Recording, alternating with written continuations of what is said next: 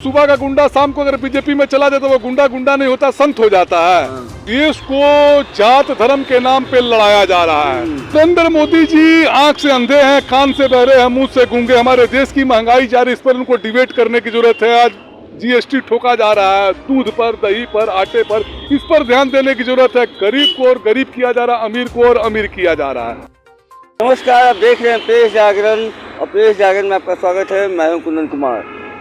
आपको पता होगा कि पीएफआई का जो आतंकवादी है वो पकड़ा गया था फुलवारी से, और जिस एसएसपी ने, पटना के एसएसपी ने मानवजीत सिंह ढिल्लों जिसको पकड़ा था, वहाँ से एक कागज़ बरामद हुई थी, एक पेपर बरामद हुई थी जिसमें आरएसएस की तुलना पीएफआई ने की थी, और उस बयान को वो पढ़े थे। और उसके बाद बीजेपी के जो नेता है वो बहुत ही उग्र हो गए थे और उनकी मांग कर रहे थे बर्खास्तगी का। लेकिन आज एक मामला सामने आया है कि दिल्ली पुलिस ने उन पे 5 धारा लगाई है, और उसी को लेके हम सरदार रणजीत सिंह जी से बात करेंगे कि ऐसा क्यों हुआ, क्योंकि एक बयान पढ़ने का जुर्म इतना हो जाएगा कि उन पे 5 धाराओं में केस दर्ज की जाएगी। सर, आपका स्वागत है हमारे चैनल में। ये क्या हो रहा है देश में सर? देखिए, देश को तोड़ने की कोशिश हो रही है। भारत माँ के 4 सिपाही, हिंदू, मुस्लिम, सिख, ईसाई। भारत माँ के हम लोग 4 पिलर हैं। तो हिंदू से मुसलमान को लड़ाया जा रहा है, हिंदू से सिख को लड़ाया जा रहा है। देश को तोड़ने की जो राजनीति जो हो रही है, हमारा देश जो है, हमारे देश का संविधान कहता है, जो बाबा भीमराव अम्बेडकर जी ने लिखा है कि भारत मेरा धर्मनिरपेक्ष राज्य है, लेकिन यहाँ पर आपस में हम लोगों को लड़ाया जा रहा है। मानवजीत सिंह ढिल्लन का जुर्म बस इतना ही है कि उन्होंने बयान को उसके पढ़ दिया। जिस प्रकार आरएसएस, उन्होंने कहा भाई आराम सुरम से नहीं है, क्या आप लोग ट्रेनिंग देते हैं? उन्होंने कहा कहता जिस प्रकार से आरएसएस जो है डंडा लेकर अपने सेवकों को अपना देती है, मतलब ट्रेनिंग देती, उसी प्रकार से हम लोग ट्रेनिंग देते हैं।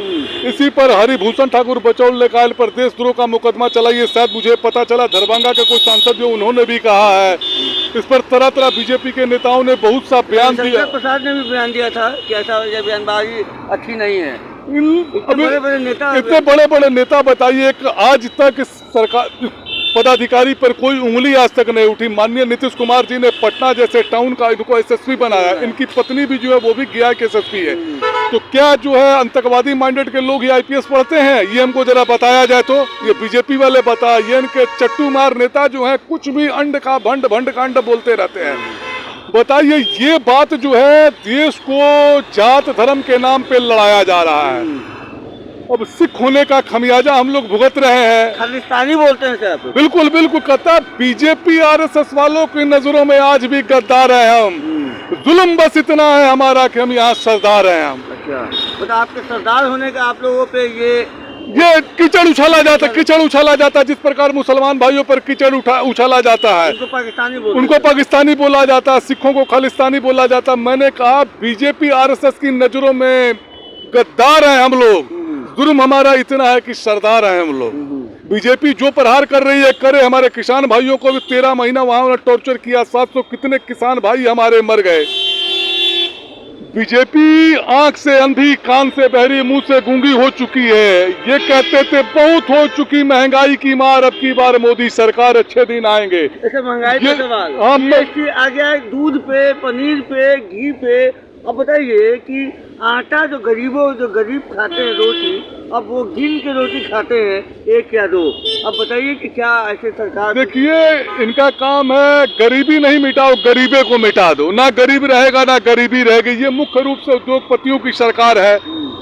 ये कहते थे, नारा देते थे ना, बहुत ही महंगाई की मार, अब की बार मोदी सरकार। तो मोदी सरकार जब मनमोहन सिंह जी थे तो ये मनमोहन सिंह नहीं है, महंगाई मोहन सिंह इनको कहा जाता था। उस वक्त गैस सिलेंडर 400 रुपए में मिलता था, पत्रकार बंधु। आज मैंने गैस सिलेंडर आज भरवाया है, 1180 रुपए लगा होम डिलीवरी का।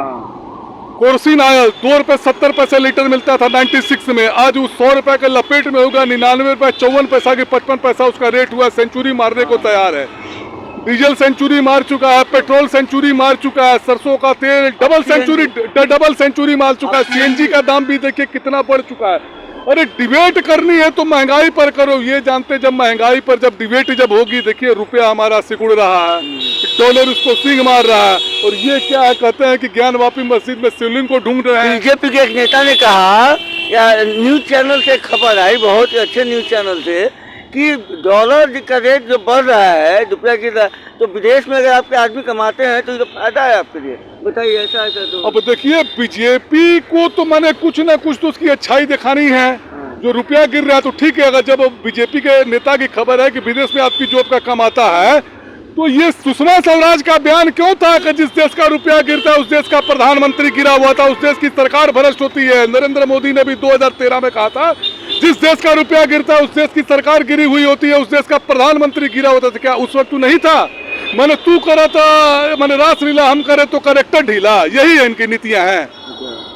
तू करो तो रासलीला, मैं करूँ तो करेक्टर ढीला। और ये एसएसपी पे जो ये केस हुआ था, ये क्यों कितना तक जायज है? देखिए भाई, सिख होने का इनको खमियाजा भुगतना पड़ रहा है। सिख होने का खमियाजा, मैं तो बार बार कह रहा हूँ एक चीज की, सिख हैं बिहार में, मतीय अल्पसंख्यक है, इसका खमियाजा भुगतना पड़ रहा है। मैं माननीय नीतीश कुमार जी से अपील करता हूं आपके चैनल के माध्यम से, माननीय नीतीश कुमार जी, हम रहें ना रहें लेकिन देश रहना चाहिए। प्रधानमंत्री कितने आए, कितने चले गए, कितने मुख्यमंत्री आए, कितने मुख्यमंत्री चले गए और कितने आएंगे, कितने चले जाएंगे, लेकिन देश तो हमारा सलामत रहना चाहिए। ये देश को तोड़ने की राजनीति हो रही है। माननीय मुख्यमंत्री जी, आप किनकी गोद में जाकर बैठ चुके हैं?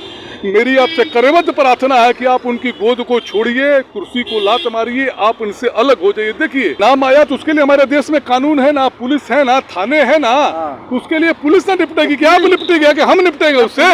अगर कोई आतंकवादी घटना होती तो उससे कौन निपटता है? पुलिस पे तो केस कर रही है। कौन पुलिस पर केस कर रही है? दिल्ली में केस हुआ। दिल्ली पुलिस किसके अंडर में है? वही तो मैं पूछ रहा हूं। दिल्ली पुलिस किसके अंडर में? अमित शाह के अंडर में, गृह मंत्रालय के अंदर में, बिहार सरकार में। बिहार पे उन पर कोई केस नहीं ना हुआ। मैं नीतीश जी का धन्यवाद देता हूं कि हमारे एसएसपी साहब पर बिहार पुलिस में किसी ने केस नहीं किया।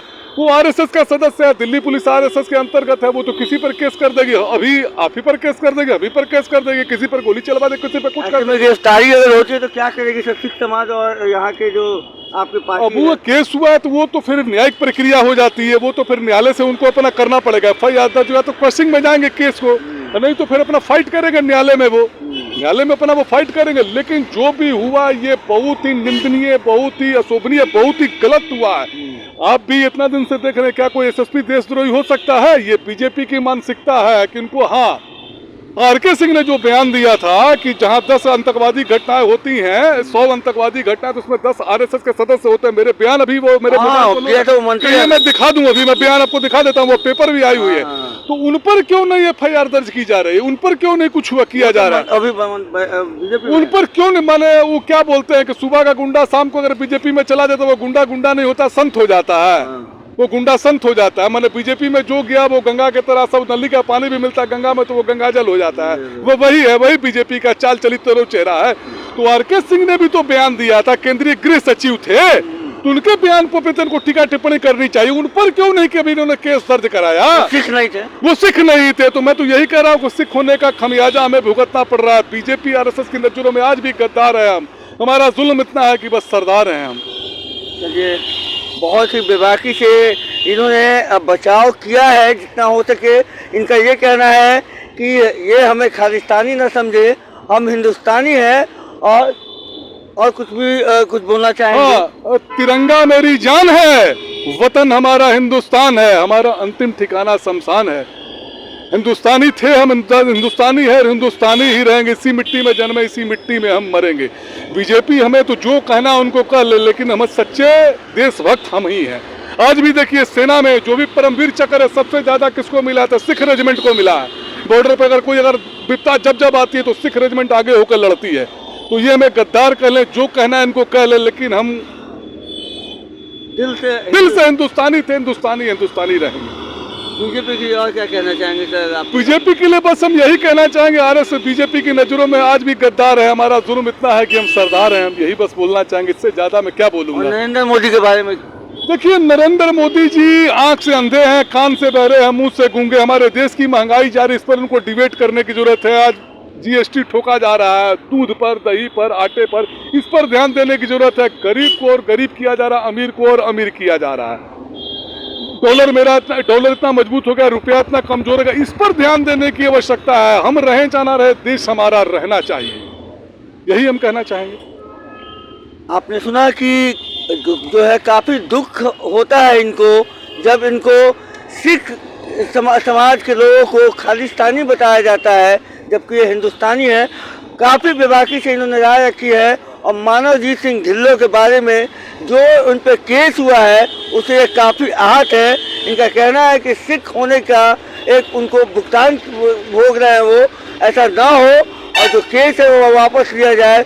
इन्होंने नीतीश कुमार को धन्यवाद दिया है कि कम से कम बिहार में उन पर कोई केस दर्ज नहीं हुई है, दिल्ली पुलिस ने की है जो कि बीजेपी के अंदर आती है। बहरहाल आप आगे की खबरों के लिए बने रहिएगा प्रेस जागरण के साथ। तब तक के लिए धन्यवाद।